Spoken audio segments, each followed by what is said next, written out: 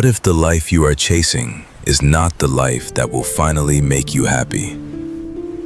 What if the thing you call ordinary is not a failure, but a hidden blessing? Many people wake up every day with a quiet shame. My life is too normal. My background is too simple. My family is not rich. My house is not big. My story is not impressive. They scroll and compare. They see luxury, fame, dramatic success, and they feel small. But here is a truth the Buddha would whisper to the heart. The middle way is the path of peace. Not too much, not too little. Not extreme, not starving, not intoxicated by excess. A life that is ordinary and stable can be one of the greatest forms of happiness. Not because you stop growing, not because you stop dreaming, but because you stop burning your life in endless hunger. Today, in this Dharma talk, we will explore the blessing of an ordinary life. We will not romanticize poverty. We will not demonize wealth. We will simply look clearly. How comfort without mindfulness can make the heart numb. How hardship without support can crush the spirit. And how a balanced life can become fertile soil for gratitude, compassion, and true freedom. If you have ever felt behind in life, this talk is for you. If you have ever felt ashamed of being normal, this talk is for you. If you have ever looked at your small daily life and wondered, is this all? This talk is for you. Now, dear friends, welcome to Buddha Peaceful Mind. May these words soften your comparison. May they turn your ordinary days into sacred days. May they help you see your life not through hunger, but through wisdom. Let us begin with a simple teaching from the Buddha. Suffering is real, and suffering has causes. One of the causes is craving. Craving says, I must have more, I must be above, I must be special, I must be admired, I must be different from what I am. Craving can make even a comfortable life feel empty. And craving can make an ordinary life feel like a prison. So the first practice today is to see craving clearly. Craving is not evil, it is human. But when craving runs the mind, the heart cannot rest. The Buddha taught the middle way. The middle way is not mediocrity. It is balance. It is wisdom. It is freedom from extremes. Now, we will talk about background. Some people are born into great wealth. Their physical needs are met easily.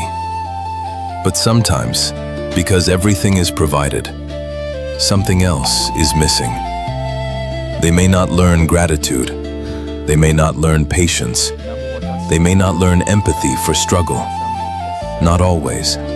Some wealthy people are deeply kind because they trained their heart. So wealth itself is not the problem. The problem is unconsciousness. If wealth is held with mindfulness, generosity, and humility, it can become a blessing for many. But if wealth is held with greed and pride, it can become a trap. It can numb the heart. Now a story. A young man grew up with everything. Drivers, gifts, expensive schools. He thought this was happiness, but inside, he felt restless. He could buy anything, but he could not buy meaning. One day he visited a simple village. He saw a family eating plain rice and vegetables. They laughed.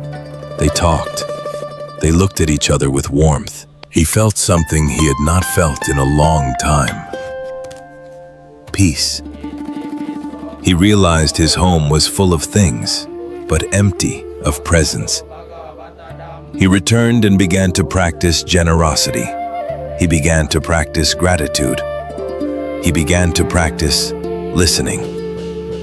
His wealth did not disappear. but his heart became softer. The lesson is that wealth is not the enemy. Untrained mind is. Now, on the other extreme, some people are born into deep poverty. Not the poetic poverty that movies romanticize, real poverty. Hunger, debt, fear, lack of medicine, lack of safety. This poverty can crush the spirit. It can steal time and energy. It can make people feel hopeless. The Buddha never romanticized suffering. He taught compassion. He taught support. He taught right livelihood. So we do not say poverty is good. We say suffering is real, and we must reduce it. Now, between these extremes is what many people call ordinary. A family that is not rich, but not starving. A life that is not famous, but stable. A home that is simple, but safe. This ordinary ground is very precious because it gives you enough challenge to build strength and enough stability to build wisdom.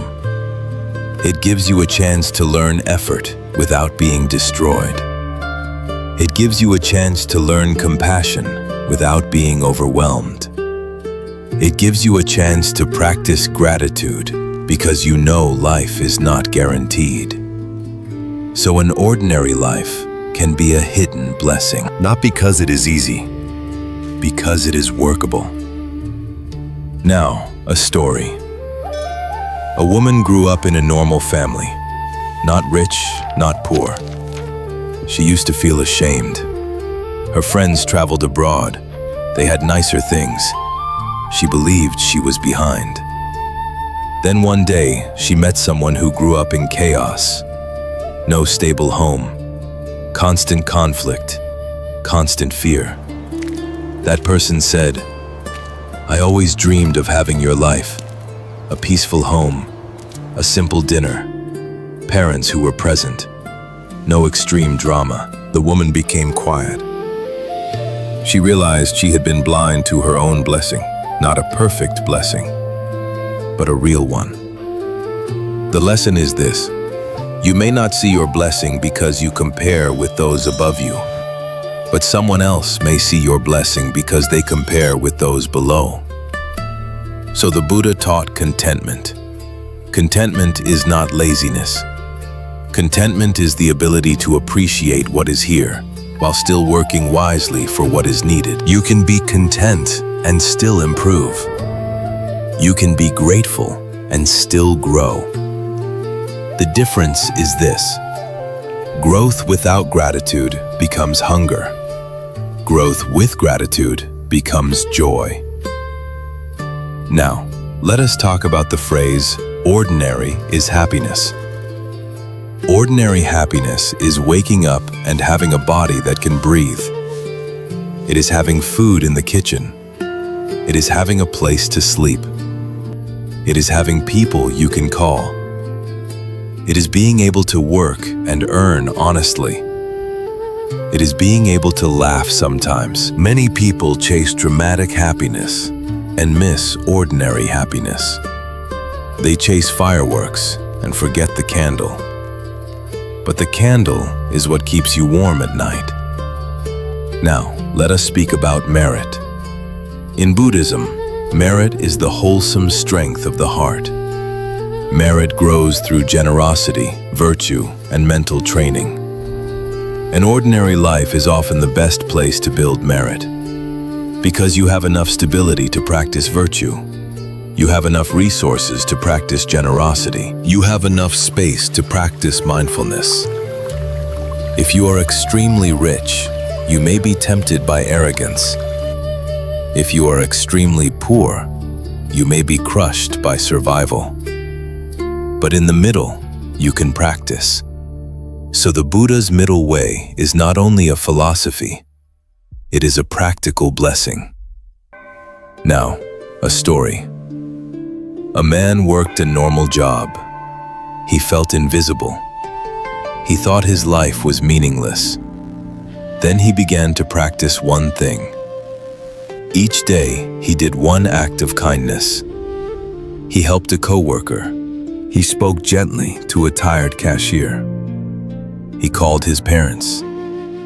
He listened to his child.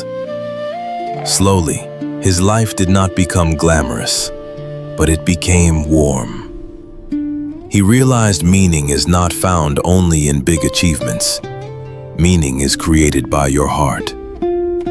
The lesson is that a life can be ordinary and still be deeply meaningful.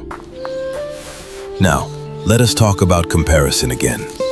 Comparison is a thief of peace. When you compare, you are never done. Someone will always be richer. Someone will always be younger. Someone will always be more famous. So if your happiness depends on being above, you will suffer forever.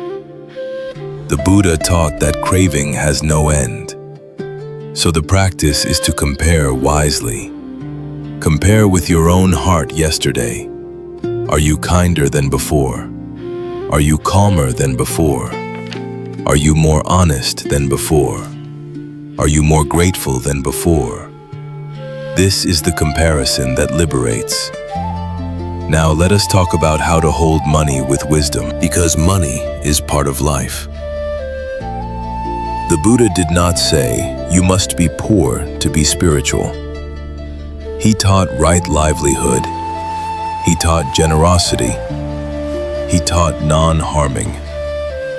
So earn honestly, spend mindfully, share regularly.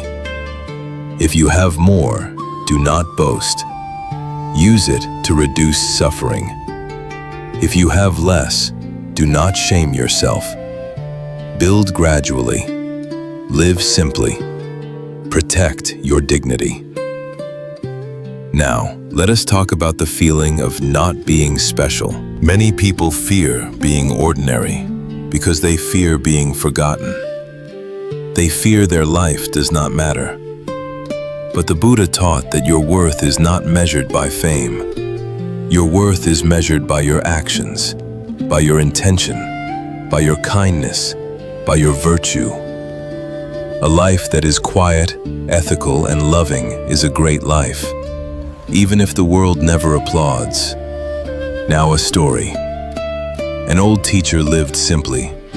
No social media, no spotlight. When he died, hundreds came to the funeral. People said, "He saved my life." He listened when no one listened. He helped me study. He gave me food when I was hungry. The teacher was not famous, but he was deeply meaningful. The lesson is this: do not underestimate the power of a normal life lived with a good heart. Now, let us bring this to a daily practice. How do you turn ordinary life into happiness? First, practice gratitude. Each morning, name 3 simple blessings: a breath, a body, a roof, a meal, a friend, a chance to learn. Second, practice contentment. Before buying, ask, do I need this, or do I want this to impress? Contentment protects your mind from endless hunger. Third, practice generosity. Give something each week: time, money, help, care, listening. Generosity makes the heart spacious. Fourth, practice mindfulness. Sit for 10 minutes. Watch the breath. Notice thoughts. Return. Mindfulness trains you to enjoy what is here. Now, let us go deeper. Many people misunderstand the middle way. They think it means you must stay average. They think it means you should not desire improvement. They think it means you should accept whatever happens and never aim higher. That is not what the Buddha taught. The middle way is not about lowering your life. It is about freeing your mind. It is about walking without extremes. not intoxicated by pleasure, not crushed by hardship, not addicted to praise, not broken by blame. You can still work hard. You can still learn. You can still build a better life. But you do it with wisdom. You do it without hatred for where you are now. Because hatred is not motivation. Hatred is poison. So the middle way says this: improve your conditions, but do not lose your peace. Grow your income, but do not lose your kindness. Build your future, but do not forget your present.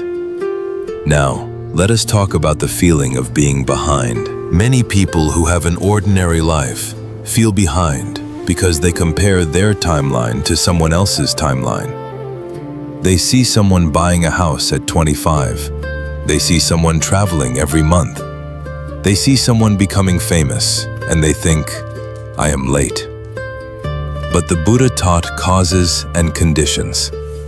No flower blooms in every season.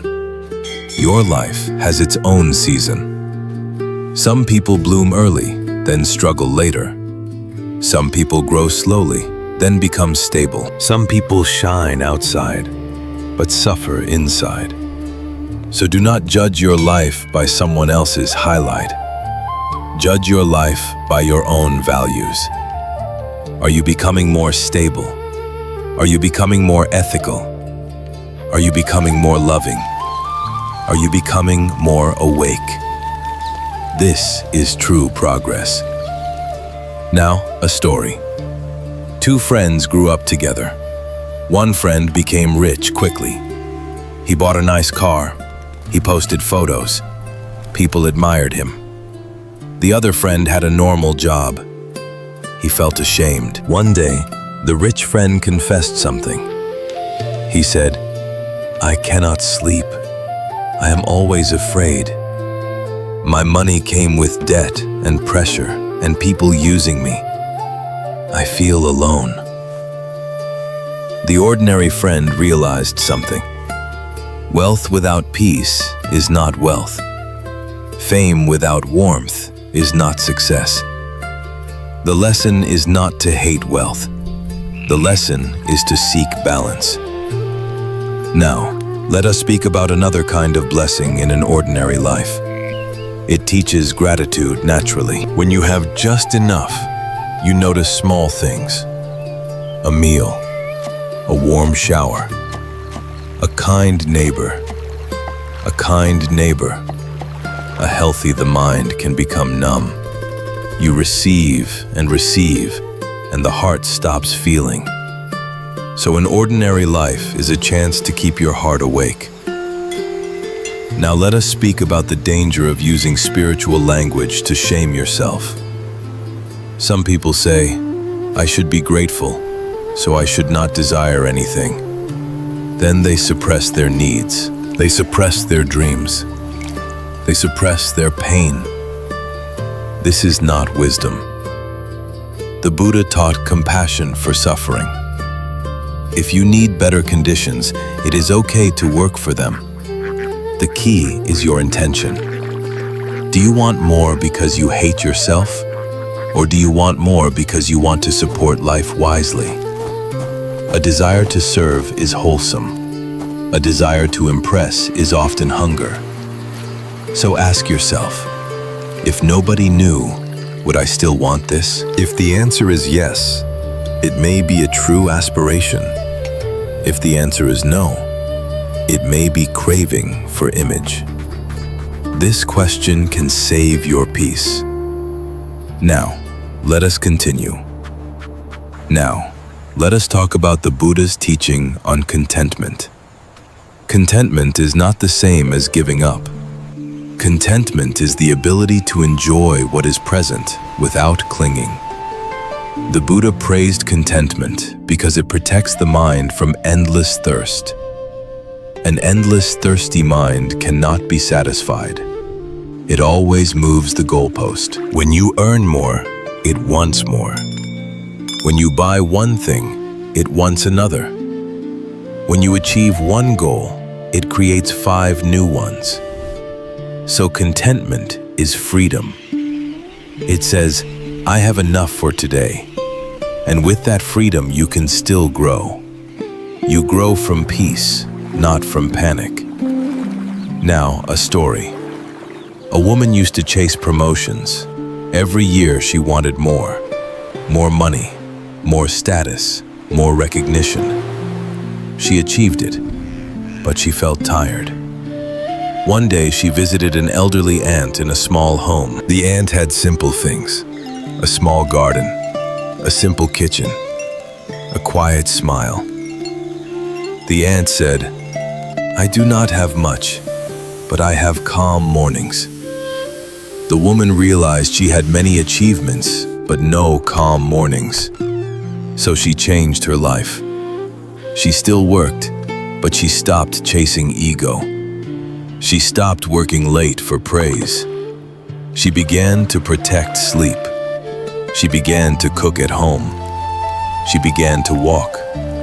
She began to donate. Her life became simpler, and her heart became richer. The lesson is that contentment is not poverty. It is clarity. Now, let us speak about the idea of spending merit. Some people say, if you are too rich, you are spending blessings. This can be misunderstood. In Buddhism, we can understand it in a practical way. If you use your resources without mindfulness, you create new causes of suffering. If you waste, you create carelessness. If you exploit, you create harm. If you boast, you create envy and conflict. If you numb yourself with luxury, you may forget compassion. So the warning is not against wealth. The warning is against unconscious consumption. So if you have resources, use them as a practice. Practice generosity, practice humility, practice gratitude, and remember impermanence. Money can change, health can change, fame can change. So do not build your identity on things that can disappear. Build your identity on virtue. Virtue is stable wealth. Virtue means honesty, non-harming, patience, kindness, responsibility. If you have virtue, your ordinary life becomes beautiful. Now, a story. A businessman became wealthy. He bought many things, but he became rude. He began to look down on others. He began to lose friends. One day, he became ill.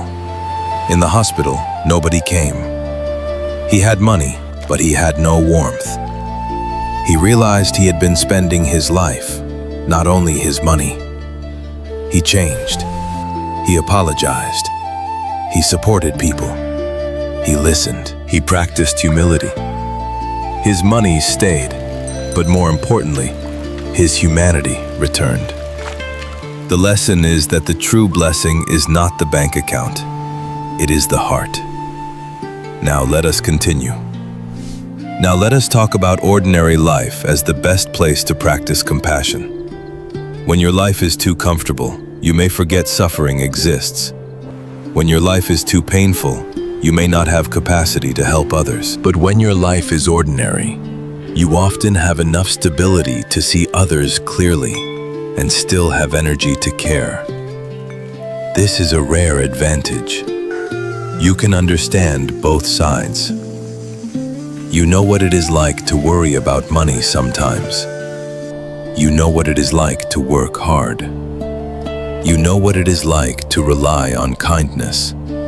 So you can become compassionate without arrogance. Now, a story.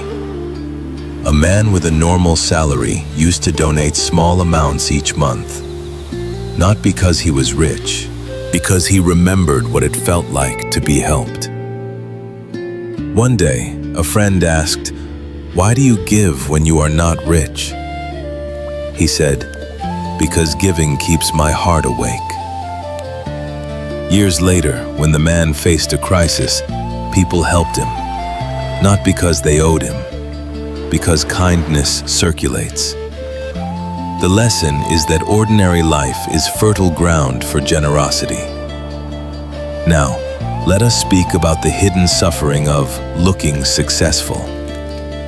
Many people chase an impressive life and lose their inner life. They buy things they cannot afford. They hide debt. They hide anxiety. They maintain an image. They are admired, but they are exhausted. The Buddha taught that attachment to reputation is suffering. So if you have an ordinary life, you may be protected from this trap. You can live below your means. You can sleep. You can breathe. You can be free from performance. This is wealth. Now, a reflection. If you remove the need to impress, what would you choose? What would you keep? What would you drop? What pace would you live?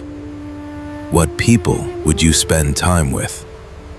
This reflection is powerful because it shows you the difference between your true values and your social conditioning. Now, let us speak about peace. Peace is not a luxury. It is a spiritual resource. If you have an ordinary life with some peace, you have something rare. Protect it. Do not trade peace for ego. Do not trade peace for unnecessary debt. Do not trade peace for endless comparison. Now, let us continue. Now, let us bring the Buddha's teaching of the 8 worldly winds. The Buddha taught that 8 conditions blow through every human life: gain and loss, praise and blame, fame and disgrace, pleasure and pain. These winds visit everyone. A person without training is thrown around. When gain comes, they become arrogant. When loss comes, they collapse. When praise comes, they become addicted. When blame comes, they burn. When fame comes, they become hungry. When disgrace comes, they become ashamed. When pleasure comes, they cling. When pain comes, they panic. An ordinary life often gives you a chance to train before the winds become too strong. If you become famous too early, the mind may not be ready. If you become rich too early, the ego may grow faster than wisdom. But an ordinary life can be like a training ground. You learn to handle small gain and small loss, small praise and small blame. You become steady, and steadiness is true wealth. Now, a story. A young musician suddenly became famous. He was invited everywhere. People praised him. He felt high. Then 1 year later, his popularity dropped. Another trend arrived. The praise became silence. The attention moved away. He fell into depression. He said, "I do not know who I am without applause." This is suffering from the worldly winds. Now, another person lived an ordinary life. No fame, no applause, but he practiced mindfulness and kindness. He built steady relationships. He enjoyed simple evenings. When praise came, he smiled. When blame came, he listened. When loss came, he adjusted. When gain came, he stayed humble. His life looked small, but his heart was strong. The lesson is that the goal is not to avoid wins. The goal is to be steady in them. Ordinary life can help you train steadiness. Now, let us continue. Now, we will add more small stories, because stories touch the heart. Story 1. A man felt embarrassed because he lived in a small apartment. He avoided inviting friends. He thought they would judge him. One day, his friend visited anyway. The friend said, "Your home feels peaceful. I like being here." The man realized his shame was created by comparison. The friend was not judging size. The friend was feeling atmosphere. The lesson is that warmth is more important than luxury. Story 2. A woman felt ashamed that she could not travel like her friends. She worked, saved, and lived simply. One day, a friend who traveled often confessed, "I traveled to run away from my loneliness." The woman realized that movement is not always freedom. Sometimes it is avoidance. The lesson is that stillness can be a blessing. Story 3. A young couple lived a normal life. They did not have expensive dates. They cooked at home. They walked in the evening. They felt ordinary. Then a crisis happened in the family. They needed support. Because they lived simply, they had savings. Because they lived calmly, they had emotional capacity. Because they had practiced gratitude, they could support elders without resentment. Their ordinary life became strength. The lesson is that ordinary life is often a hidden safety net. It protects you when storms come. Now we will continue with practical guidance. Now let us make this very practical. How do you live an ordinary life and feel happy, not trapped? First, stop insulting your life. Many people speak to themselves harshly. My life is nothing. I am nobody. I am behind. This speech is karma too. If you speak to yourself with contempt, you create suffering daily. So train inner speech. Replace contempt with honesty and kindness. Say, "My life is simple and I can make it meaningful." Say, "I am growing at my pace." Say, "I will take one step today." Second, practice the gratitude lens. Each night, name 3 ordinary blessings: a meal, a shower, a conversation, a body that carried you, a quiet moment. This practice trains the mind to see abundance inside simplicity. Third, practice right livelihood. Earn in ways that do not harm. When your income is clean, sleep is easier. When your income is clean, anxiety is smaller. When your income is clean, your heart is lighter. Fourth, practice generosity. Give something regularly. Money if you can. Time if you can. Attention always. Generosity protects the heart from greed. Fifth, practice mindfulness. 10 minutes a day. Watch breath. Notice thoughts. Return.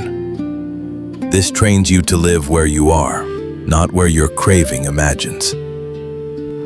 Now, let us talk about dreams. You can still have dreams. The Buddha did not tell people to stop improving. He taught wise effort.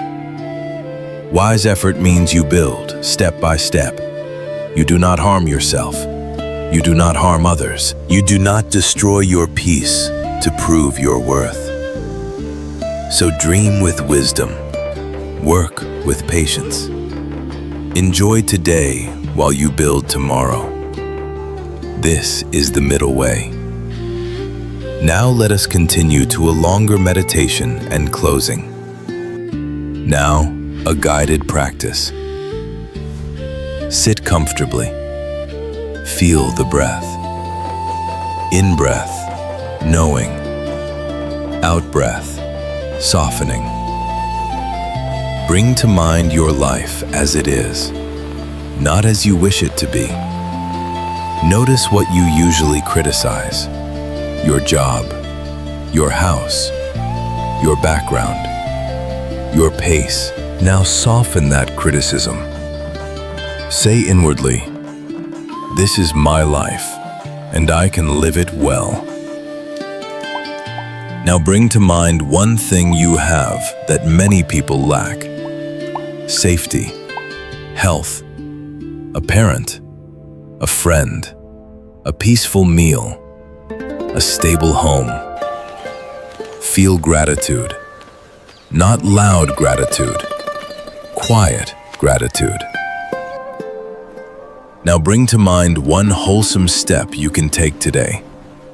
One act of kindness, one honest moment, one call to a loved one less comparison, one mindful breath.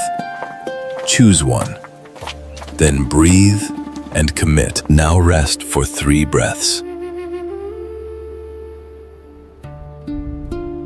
Now, dear friends, if this talk is supporting you, you can gently like or subscribe to Buddha Peaceful Mind.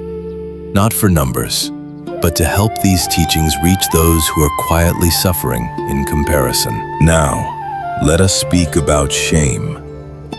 Shame is the hidden poison under many ordinary lives. Shame says, "My life is not impressive." Shame says, "People will look down on me." Shame says, "I am not enough." The Buddha taught that the mind creates suffering. Shame is a mind habit. It is learned. Often shame comes from childhood messages, from social comparison, from media, from relatives who measure worth by money. But worth is not money. Worth is not fame. Worth is the ability to be kind, honest, and awake. So if shame arises, do not fight it with more shame. Do not say, "I should not feel this." Instead, practice compassion. Say, "Shame is here, and I can still be kind to myself." Then return to breath. Then return to your values. Now, a story. A man felt ashamed of his old motorbike. He parked far away. He avoided meetings. One day, his motorbike broke down near a stranger. The stranger helped him fix it. While fixing, the stranger said, "I used to walk everywhere. Your bike is already a blessing." The man felt embarrassed. He realized he had been insulting his own life. The lesson is that shame is often blindness. It makes you ignore what you have. So when shame arises, practice this question: what am I forgetting to appreciate? Now let us speak about community. An ordinary life becomes happier when you are connected to good people. In Buddhism, spiritual friendship is very important. A wise friend reminds you to be grateful. A wise friend reminds you to be ethical. A wise friend reminds you to be calm. A wise friend reminds you that you are not alone. So choose community wisely. Do not spend your life with people who only compete. Do not spend your life with people who only gossip and judge. Find people who build peace. Now, a story. A woman used to spend time with friends who always compared. They compared clothes, houses, children, vacations. After every meeting, the woman felt small. Then she found a new group, simple people. They talked about books, health, family, and kindness. They helped each other. The woman's life did not suddenly become rich, but her mind became peaceful. The lesson is that the people around you shape your happiness. So protect your environment. Ordinary life is not only about money, it is about atmosphere. Now, let us speak about the joy of small rituals. Small rituals turn ordinary life into sacred life. A morning cup of tea with one breath. A short walk after dinner. a phone-free meal, a weekly call to parents, a weekly cleaning of the home with music, a small donation each month. These rituals create stability, and stability is happiness. Now, let us continue. Now, let us speak about ambition. Ambition is not wrong, but ambition without mindfulness becomes suffering. Ambition can become a hungry ghost, always chasing, never satisfied. So the Buddha's path is to purify ambition. Turn ambition into aspiration. Ambition says, I want to be above others. Aspiration says, I want to become better in virtue. Ambition says, I want applause. Aspiration says, I want a peaceful mind. Ambition says, I want to prove my worth. Aspiration says, I want to reduce suffering. So if you have goals, bless them with wisdom. Ask, will this goal make me kinder? Will this goal make me more honest? Will this goal help others? Will this goal destroy my peace?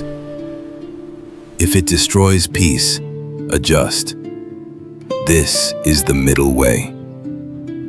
Now, a story. A man wanted to become very rich. He worked day and night.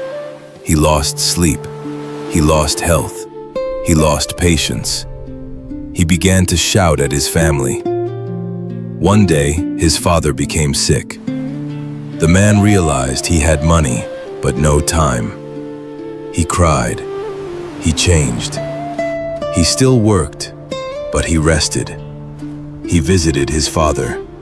He ate dinner with his family. He became less rich than he dreamed, but he became more happy than he expected.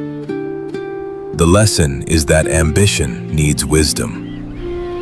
Now, let us speak about the simple happiness of being decent. A clean conscience is a rare luxury. Many people have money and cannot sleep. Their mind is loud. Their heart is restless.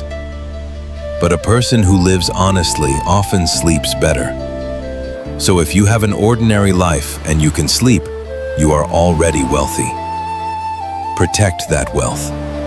Do not trade it for shortcuts. Now, let us continue. Now, let us offer a simple practice for the next time you feel envy. Envy is a painful emotion. It says, their life is better, so my life is worse. But envy is not a truth. Envy is a signal. It signals what you value. It signals what you fear. It signals where you feel insecure. So when envy arises, do not judge yourself. Just practice 3 steps. First, name it. Envy is here. Second, breathe and soften the body. Third, ask, what do I truly want under this envy? Maybe you want security. Maybe you want freedom. Maybe you want respect. Maybe you want love. Then ask, how can I build that in a wholesome way? Maybe you can save a little. Maybe you can learn a skill. Maybe you can improve health. Maybe you can strengthen relationships. This turns envy into a teacher. Now a story. A man felt envy when he saw his friend buy a new car. He felt small. Then he asked himself, what do I want? He realized he wanted security. So instead of buying something to impress, he started saving. He reduced spending. He focused on stability. A year later, he still had an ordinary car, but he had peace. The lesson is that envy can become wisdom if you listen deeply. Now, let us speak about a quiet question that can change your life. If I had to live my current life for 1 year exactly as it is, how could I make it meaningful? This question is powerful because it removes fantasy. It brings you back to the present, and the present is where you can act. Now, let us offer one more practice. The simple joy practice. Each day, choose one simple joy and do it with full attention. Eat one fruit slowly. Walk for 10 minutes and feel the air. Listen to one song with full presence. Clean your room and feel the order. Write one message of appreciation. Watch the sky for 1 minute. This is not childish. This is mindfulness. Mindfulness turns ordinary moments into happiness. Now, let us continue to the ending. Before we end, let us remember one last Buddhist truth. Life is uncertain. You do not know how long you will be healthy. You do not know how long your parents will be here. You do not know how long your job will last. You do not know how long a peaceful season will remain. So if your life is ordinary and stable today, do not wait to enjoy it. Do not wait to be grateful. Do not wait to love. Do not wait to live ethically. Because ordinary life is not guaranteed. Now, a final story. An elderly man lived simply. He had a small house and a small garden.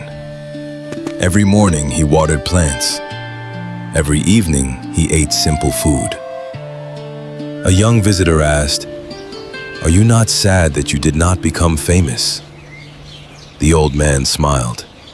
He said, "I became something better. I became peaceful. I did not win the world, but I did not lose my heart." The visitor became quiet. The lesson is this: a peaceful heart is the rarest success. So if your life is normal, bless it. If your home is simple, bless it. If your days are quiet, bless them. Then build wisely, grow with patience, share with generosity, train with mindfulness. This is the middle way. This is happiness. Now we can end. Now we will close with the essence. An ordinary life is not a small life. A small life is a life lived without awareness. A big life is a life lived with a clean heart. You do not need extreme wealth to be happy. You do not need extreme hardship to be strong. You need balance. You need the middle way. You need gratitude. You need virtue. You need mindfulness. You need love. So if your life is ordinary, do not insult it. It is fertile soil. Plant good seeds in it. Water them with kindness, and your ordinary days will become sacred days. May you be content. May you be grateful. May you live a simple life with a rich heart. May all beings be safe. May all beings be well. May all beings be peaceful. May all beings be free. Now, we will stay in this guided practice a little longer so the teaching can move from the mind into the heart. Sit comfortably. Let the shoulders drop. Let the face soften. Feel the breath. In-breath, knowing. Out-breath, releasing. Now bring to mind the word ordinary. Notice what emotion arises. Shame, relief, resistance, gratitude. Whatever arises, allow it. Now bring to mind one moment in the last week that was simple. a cup of tea, a meal, a quiet walk, a conversation, a sunset. See it clearly.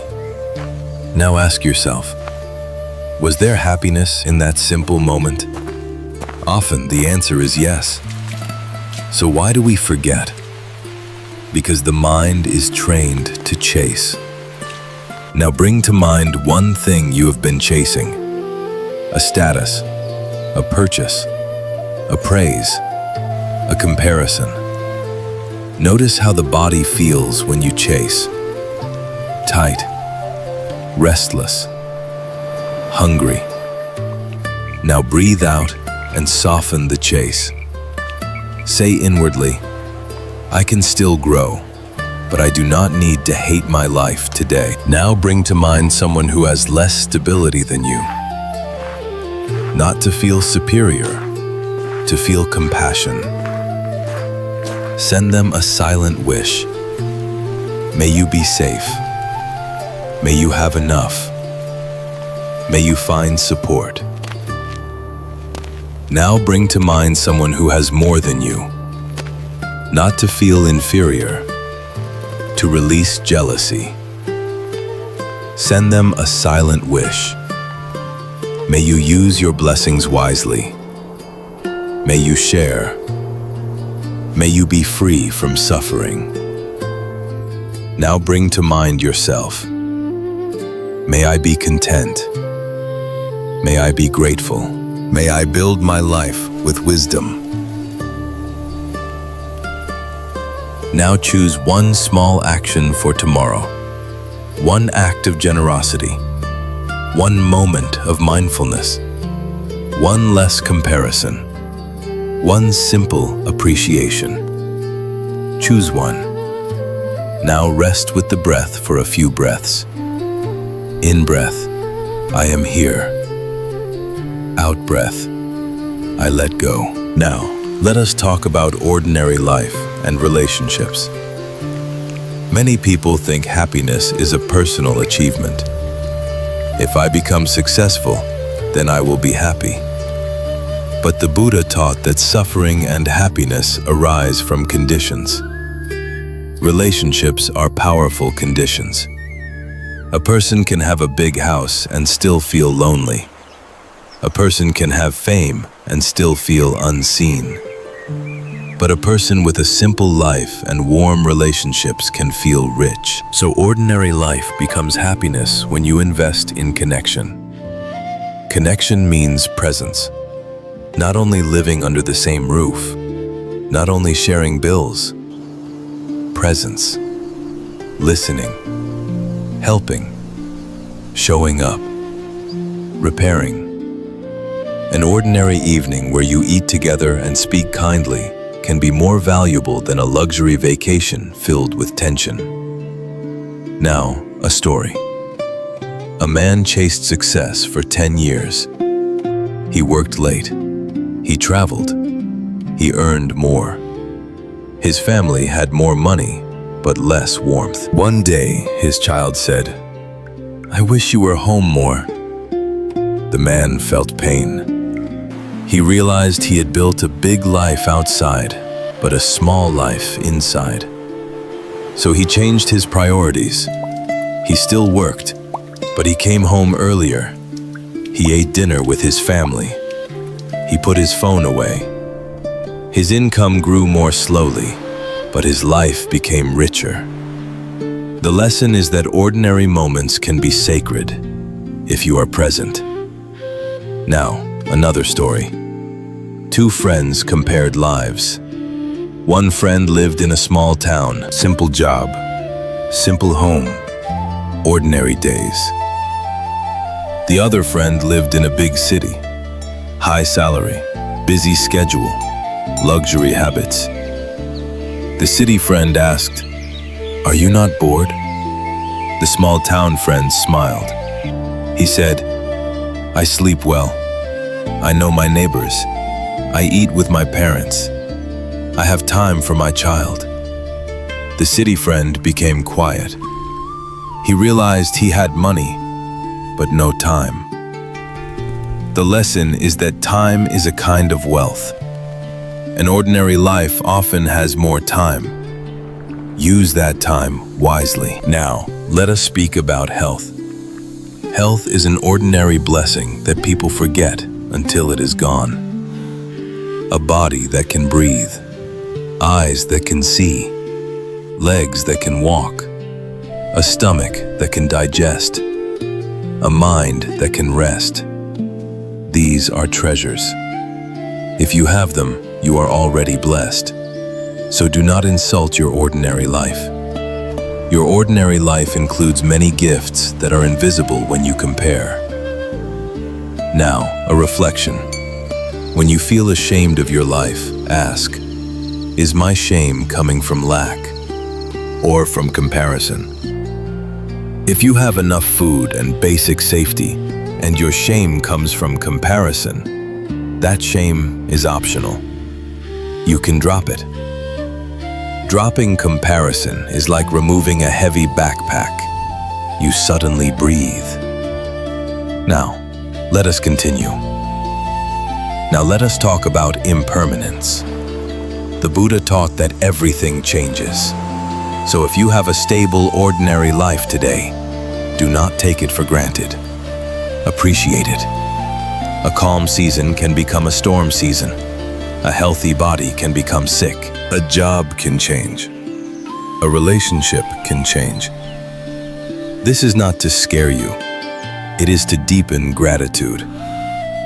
Gratitude becomes real when you remember it can change. So an ordinary life is not only a blessing, it is also a responsibility. A responsibility to use your stable season well, to learn, to save, to help, to practice, to build inner strength, because storms visit everyone. Now, a story. A family lived normally. They did not have much, but they had peace. They cooked at home. They saved a little. They helped relatives when possible. One year, a crisis arrived. A sickness, a job loss. It was hard. But because they had lived simply, they had some savings. Because they had practiced kindness, they had support. Because they had practiced gratitude, they did not collapse into bitterness. They survived. The lesson is that ordinary life can be preparation. It prepares you for change. Now let us speak about gratitude to parents. Many ordinary lives exist because parents carried hardship. They worked, they saved, they sacrificed. If you have a simple, stable life, it may be the fruit of their effort. So gratitude is not only a feeling, it is action. Call them, visit them, speak gently, help them when you can, not as debt, as love. Now, a story. A woman felt ashamed that she could not buy expensive gifts for her parents. Then she realized what her parents wanted most was not gifts. It was her presence. So she visited more. She cooked. She listened. She helped with small tasks. Her parents smiled more. The lesson is that love is not measured by luxury. Love is measured by care. Now, let us continue. Now, we will talk about work and meaning. Many people with ordinary lives feel their work is meaningless. They think meaning only belongs to artists, leaders, or famous people. But the Buddha taught that intention shapes karma. Any work done with right intention can be meaningful. If you work honestly, you create trust. If you serve people kindly, you create warmth. If you do your job responsibly, you create stability for your family. Meaning does not only come from what you do, it comes from how you do it. Now, a story. A cleaner worked in a hospital. She felt invisible. One day, a nurse told her, "Thank you for keeping this place clean. You help people heal." The cleaner cried. She realized her work was part of healing. The lesson is that ordinary work can be sacred when it reduces suffering. Now, a practical reflection. Ask yourself, how does my ordinary work reduce suffering? Maybe you teach. Maybe you deliver food. Maybe you fix machines. Maybe you care for elders. Maybe you keep spaces clean. Maybe you support a team. See your work through the lens of service, not status. This shift changes your heart.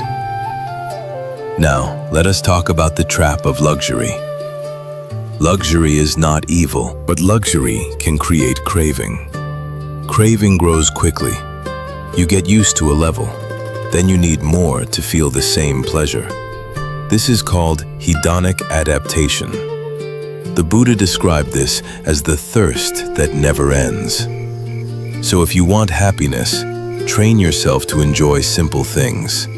Simple food, simple clothing, simple evenings, simple relationships. This is not poverty. This is freedom. Now let us continue. Now we will offer a 30-day practice to make an ordinary life feel like happiness. This practice is gentle. It is not about forcing positivity. It is about training attention and intention. Week 1 is gratitude.